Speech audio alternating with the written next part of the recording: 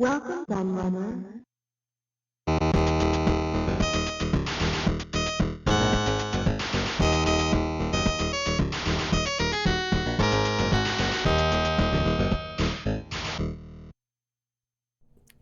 Hello everybody, Kurt the Laird here, and I'm back with another book review for you. And this one is a follow-up video in more ways than one, because firstly, it's as you can see in very small writing actually up here, it is part of the Hardcore Gaming 101 Presents series. I've looked at loads of these now, like Sega, Data East, Treasure. I've looked at tons of them, and I haven't looked at one for quite a while because I'd looked at so many of them, and I think you were getting a bit bored of them, judging by the responses to them. So I've left it a while before I've done another one, because initially they were quite popular. But the second part of it was to follow up because I've looked at a Konami one before, because there is a weird one which is called Contra and Other Konami Classics. I'm not sure why they called it that. Well, they didn't just call it Konami Arcade Classics. Like all the other ones are called, Sega Arcade Classics, Namco Arcade Classics, Taito Arcade Classics, etc. Except for that one, which for some reason is called Contra, and Konami Arcade Classics. You think the Konami name is enough to stand up on its own, wouldn't you? But apparently not. But they have also done a second one, and you may remember actually that when I did the Konami Arcade Classics book, as I'm going to call it, I mentioned how there was a lot of games that were conspicuous by their absence, and that is because they obviously are in this book. But the weird thing is that it's shooters. You could really describe Contra as a shooter, couldn't you? So that could have gone in this book, really. So yeah, it's a bit of a confusing way of doing things. I think it would have been better off doing like they did with the Sega book and just done more than one book. There's Sega Volume 1, there's Sega Volume 2. I think the same in Namco as well. Um, so there we go. So this is Konami Shooters. So we're going to have a look at this one.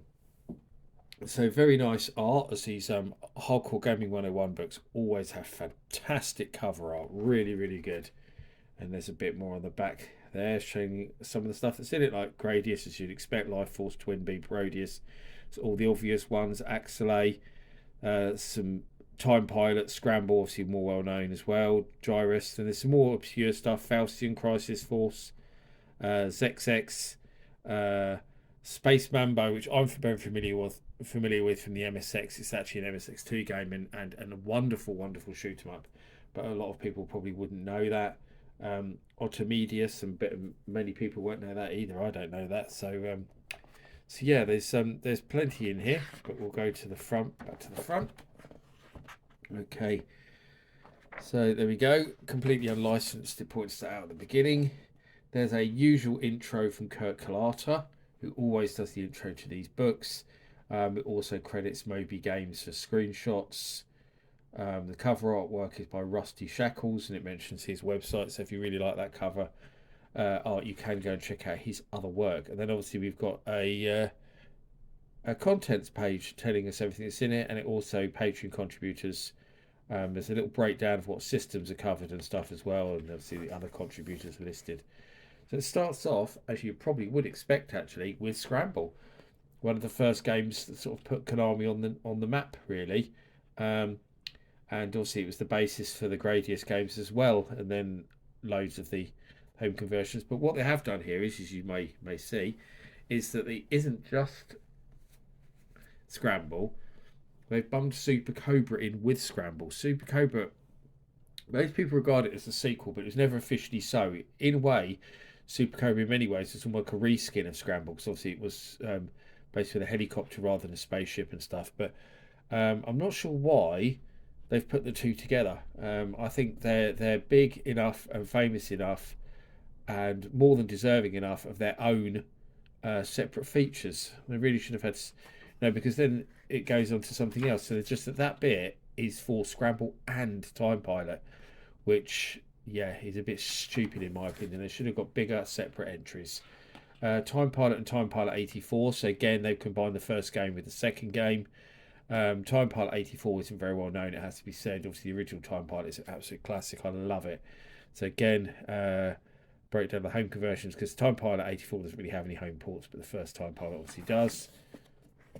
Then a nice doubles page spread for Gyrus. I absolutely love Gyrus. It's such an underrated game, I think. It's obviously big back in the day, but not so many people know it now. But I had the Atari 2600 version when I was a kid and loved it so much. Such a good port. Probably one of the best arcade ports on the 2600, actually. But there's a lot of good home versions. The NES version's good. The 5200 and Atari 8-bit version's very, very good as well. Coleco version's very good. And then into Gradius, which is probably the most obviously famous Konami shooter of them all. And the many ports of that, like PC Engine, MSX, probably most famously. Other 8-bit computers. Gradius 2. So this is the MSX Gradius 2, because there is different ones. Then we've got, there's obviously Life Force, which is also Gradius 2 as well. Or Gradius, then the Gradius 2 arcade game, Falcon Venture. So the whole Gradius thing gets so confusing in terms of what is actually, it's like 3 Gradius 2s, really, basically. It's all very, very confusing. Gradius 3 gets loads of room, which is strange. Give that so much room, yet they don't split up Scramble and Super Cobra. Gradius Gaiden, Gradius 4, Gradius 5, lots of Gradius Rebirth. So it's funny because obviously the other book being called Contra and other Konami arcade classics, I might as well have called this one Gradius and other Konami shoot 'em ups. The amount of space in the book that's been given up to Gradius. I mean, there's the Game Boy games, Gradius Galaxies, Gradius Solar Assault, which I hadn't actually played until quite recently. I looked at it for one of my arcade videos I do on the channel. It's really strange because it's viewed from a third-person perspective. It's not really a Gradius game at all. Salamander, aka Life Force, Salamander 2. So, you know, that's a good chunk of the book we've looked at there. That's just Gradius games. And then we go to Twinbee, another very famous Konami shoot 'em up, or cute 'em up, as those kind of games became known. And Sting Up, which kind of looks a bit like Twinbee but side-scrolling. There. Twinbee 3. Twinbee Dars. There's lots of Twinbee games. There's a decent section on the Twinbee. Pop and Twinbee. It's a decent section given up to Twinbee games, that's for sure. Twinbee Rainbow Bell Adventures, which is a platformer. So it's like a little spin-off. Twinbee Yahoo. Twinbee RPG, which I never even knew existed till I saw this book. And Twinbee Tyson Puzzle Dharma. I didn't even know there's a Twinbee puzzle game until I got this book either. So that's quite interesting. Kind of makes sense though. With the themes of Twinbee, it kind of lends itself to stuff like that. All the Twinbee characters, Twinbee Paradise. So a lot of space given for Twinbee. Then Parodius, which is obviously if you cross Twinbee with Gradius, you get Parodius. Parodius Dar.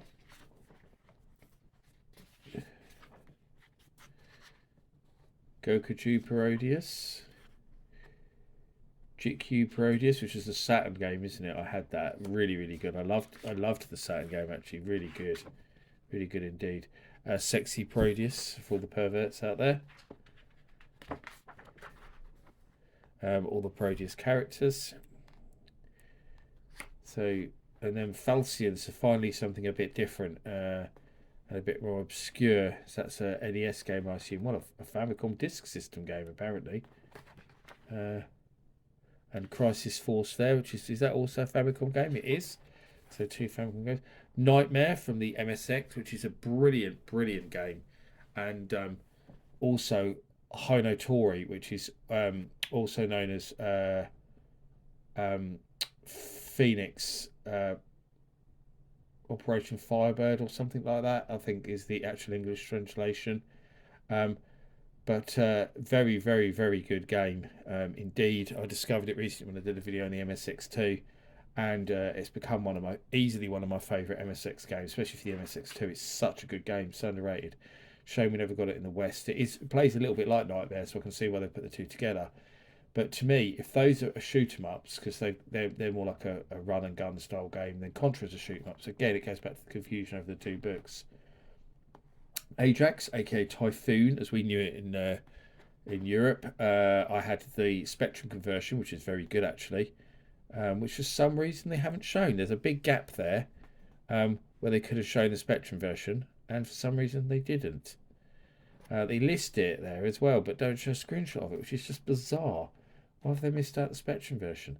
Axelay, which in my opinion is one of the best games on the SNES, certainly probably the best SNES exclusive. I can't think of a better SNES exclusive, in my opinion anyway, but I think Axelay is a brilliant game. I love it. One of the best games on the SNES, easy. Thundercross, I've got that on the Konami Arcade Classics collection actually, for Xbox, which I looked at on this channel as well. I'll link that down in the comments actually because it's relevant to this book, especially that video. Trigon, which I don't remember playing. Thundercross 2, or Lightning Fighters. I think that's all that same collection as well. Space Mambo, brilliant MSX2 game, as I kind of already said. So good. MSX2 exclusive. Brilliant game, and not as hard as a lot of other Konami shoot 'em ups either. Quarth, which definitely isn't a shoot 'em up and definitely shouldn't be in this book. I'm not really sure why Quarth is in here. Okay, it has shoot 'em up elements, but I'd never describe it as a shoot 'em up. It's more of a puzzle game. I suppose it's a puzzle game crossed with a shoot 'em up because it's basically Tetris but a shoot 'em up. You have to shoot blocks into these other blocks to make squares so they disappear. So I'd say it's more of a puzzle game than anything else, and it's very strange that it's in this book. To be honest, it should have been in the other one, I think. ZexX, which arcade exclusive game, and a pretty cool game actually. Archimedes, which I can't say I've ever played or knew about. Oh, it's an Xbox 360 game. Okay. They're given a lot of space for that, more than they gave to Scramble, so that's really strange. Archimedes Excellent, which is obviously the sequel. They've given lots of space to that as well, and loads of space to the Archimedes characters. They give all this space to that, and then yeah, Scramble gets a small section that combined with Super Cobra. So here's some other stuff, and some of this stuff definitely should have got bigger sections. Space King, which is obviously a rip off Space Invaders. Tactician, which I don't know. The End, which is actually a decent game, arcade game. Juno First, which definitely should have had a section of its own, because not only is it a brilliant game, it got loads of home ports as well. So that should have definitely got a section of its own. It's scandalous that they didn't give Juno First a section of its own. Megazone Super Transformation, Sky Jaguar. Surprised that didn't get a section of its own actually. Pippols, which I wouldn't really call a shoot 'em up, to be honest. It's a maze game more. Scooter Shooter, not even aware of that. Flak Attack, no, don't know that either. Battleantis, no, I don't know that one. That's another one I don't really know. Moe-kun, looks more like a platformer to me from screenshots, plus a Famicom, that gets a whole page. Cosmic Wars and Paro Wars, don't know those games at all. Force Gear, Scythe, so these are shooter mini games, okay. Star Crusher, Conquer, Twinbee, Pyro, yeah. Some unreleased games there as well. And Zeradius, whatever the hell that is, I'm not aware of that at all. It's only the end of second run. That looks more like it's a sequel to that Solar Assault game, doesn't it?